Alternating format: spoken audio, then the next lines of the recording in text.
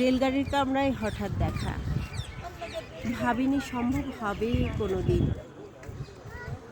আগে ওকে বারবার দেখেছি লাল রঙের শাড়িতে, আজ পড়েছে কালো রেশমের কাপড়, আঁচল তুলেছে মাথায়, দোলন চাপার মতো চিকন গৌর মুখখানি ঘিরে।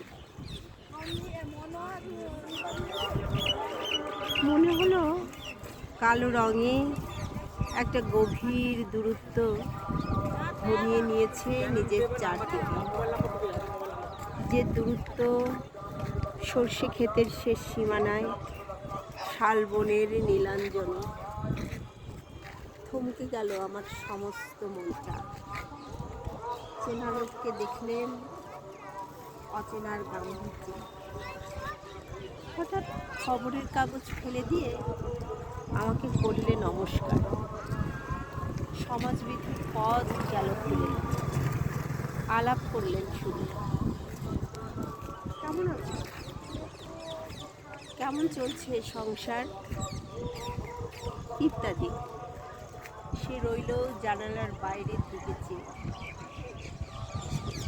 যেন কাছের দূরের ছোঁয়াচ পার হওয়া চাহনিতে। দিলে অত্যন্ত ছোট দুটো একটা জবাব, কোনোটা বা দিলেই না। বুঝিয়ে দিলে হাতের অস্থিরতায় কেন এসব কথা। এর চেয়ে অনেক ভালো চুপ করে থাকা। আমি ছিলাম অন্য বেঞ্চে, ওর সাথীদের সঙ্গে। আঙুল নেড়ে জানালো কাছে আসতে। মনে হলো কম সাহস নয়। বসলুম ওর এক বেঞ্চিতে।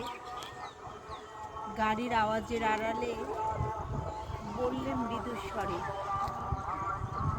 কিছু মনে করো না।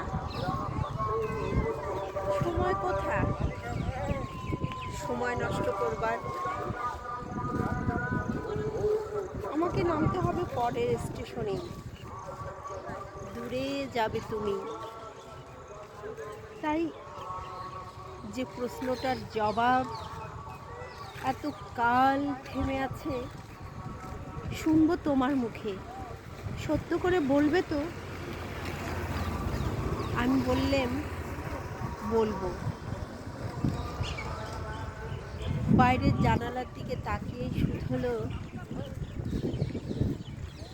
আমাদের গেছে যে দিন একেবারেই কি গেছে, কিছুই কি নেই বাকি। একটুকু রইলেন চুপ করে।